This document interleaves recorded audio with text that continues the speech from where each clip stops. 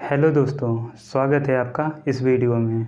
दोस्तों, आप विश्व के अनेक संगठनों के बारे में सुने होंगे जो हमसे जुड़े सामाजिक मुद्दे हों या आर्थिक मुद्दे हों या साथ ही साथ स्वास्थ्य से जुड़े मुद्दे हों। इन मुद्दों पे विचार विमर्श करते हैं और एक हमें अच्छा सा सॉल्यूशन सजेस्ट करते हैं। और इन इंटरनेशनल ऑर्गेनाइजेशन के तहत डायरेक्टली हो या इनडायरेक्टली हमारे डेली लाइफ से जुड़े रहते हैं और ये हमारे एग्ज़ाम के नज़रिए से भी हो जाते हैं बहुत ख़ास। तो आज इस वीडियो में हम बात करेंगे इन्हीं इंटरनेशनल ऑर्गेनाइजेशन के बारे में और उनके कार्य के बारे में, साथ ही साथ उनके हेडक्वार्टर यानी कि मुख्यालय के बारे में। तो वीडियो में बने रहिएगा अंत तक हमारे साथ। चलिए वीडियो को करते हैं स्टार्ट। इस इंटरनेशनल ऑर्गेनाइजेशन में सबसे पहले बात हम करते हैं नाटो की। NATO the north Atlantic treaty organisation यानी कि उत्तर अटलांटिक गठबंधन, जिसकी स्थापना 4 अप्रैल 1949 को हुई। और यह ऑर्गेनाइजेशन यूरोप के देशों के बीच सामूहिक सैन्य सहायता को बढ़ावा देता है। और बात करें इसके हेडक्वार्टर के बारे में तो यह बेल्जियम के ब्रुसेल्स में है। और नाटो इसलिए भी हमें जानना ज़रूरी हो जाता है क्योंकि यूक्रेन और रूस के बीच युद्ध का यह एक बहुत बड़ा कारण भी है। दूसरा जो इंटरनेशनल ऑर्गेनाइजेशन है वह है WHO वर्ल्ड हेल्थ ऑर्गेनाइजेशन यानी कि विश्व स्वास्थ्य संगठन, जिसकी स्थापना 7 अप्रैल 1948 को हुई थी। इसका मुख्य उद्देश्य विश्व के लोगों के स्वास्थ्य स्तर को ऊंचा करना है। और इसके हेडक्वार्टर की बात करें तो इसका जो हेडक्वार्टर है वह है जेनेवा स्विट्ज़रलैंड में। और इसके सदस्य देशों की बात करें तो इसके सदस्य देशों की संख्या है 194। अब बात करते हैं अगले ऑर्गेनाइजेशन के बारे में, ब्रिक्स, जिसे पहले ब्रिक के नाम से जाना जाता था। लेकिन ऐसा क्यों? क्योंकि जब इसे स्टार्ट किया गया था तब उस समय केवल 4 ही कंट्री थे। B for Brazil, R for Russia, I for India and C for China. ऐसे कैसे? अरे चूता समझेगा? लेकिन बाद में इसमें साउथ अफ्रीका जुड़ जाता है, जिसके बाद इसका नाम ब्रिक्स से ब्रिक्स हो जाता है। और इस ऑर्गेनाइजेशन के साथ एक रोचक बात यह भी है कि इसके अंदर आने वाले 5 कंट्री की करेंसी R से स्टार्ट होती है। इसलिए इस ऑर्गेनाइजेशन को जो होता है 5R कंट्री के नाम से भी जाना जाता है। और बात करें इसके हेडक्वार्टर का तो इसका जो हेडक्वार्टर है वह चाइना के शंघाई शहर में है। अब बात करते हैं ICC की, इंटरनेशनल क्रिकेट काउंसिल, जिसकी स्थापना 1909 में हुई थी। और यह ऑर्गेनाइजेशन क्रिकेट से जुड़े प्रतियोगिताओं को नियंत्रित करता है और तथा इसके लिए जो होता है नियम बनाने का कार्य करता है। और बात करें इसके हेडक्वार्टर का, इसका जो हेडक्वार्टर है दुबई UAE में है। अब बात करते हैं OPEC की, organisation of petroleum exporting country यानी कि पेट्रोलियम निर्यात देशों का समूह, जिसकी स्थापना 1960 में हुई थी। इसके अंतर्गत अभी 13 देश सम्मिलित हैं।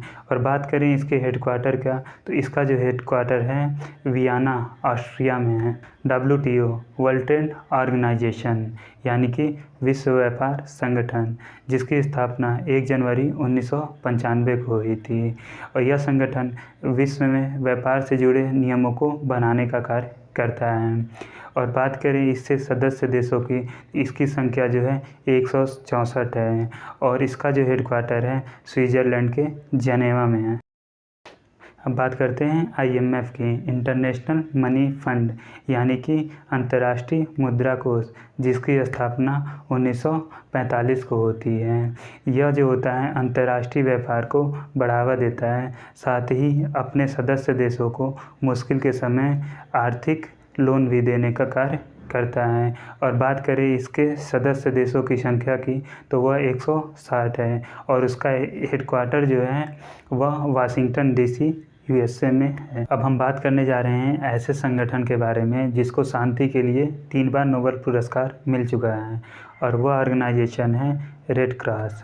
और यह हमारे लिस्ट में आता है 8वें नंबर पे, क्योंकि इसको हर साल 8 मई को रेड क्रॉस डे के नाम से भी मनाया जाता है। और इसकी स्थापना 1868 में हेनरी ड्यूरेट ने जनेवा में की थी और इसका जो हेडक्वार्टर भी है जनेवा स्विट्ज़रलैंड में है। अब बात करते हैं आसियान की, association of south east Asian nation, यानी कि दक्षिण पूर्वी एशियाई राष्ट्रों का संघ, जिसकी स्थापना 8 अगस्त 1967 को हुई थी।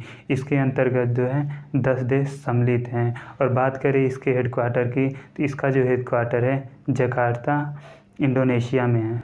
अब बात करते हैं सार्क की, the south Asian association for regional corporation, जिसकी स्थापना दिसंबर 1985 में हुई थी और इसमें दक्षिण एशिया के 8 देश सम्मिलित हैं। और नोटिस करने वाली इसमें बात यह है कि इस लिस्ट में जो है चाइना नहीं सम्मिलित है। और बात करें इसके हेडक्वार्टर की तो इसका जो हेडक्वार्टर है काठमांडू नेपाल में है। अब बात करते हैं यूनिडो की, united nation industrial development organisation.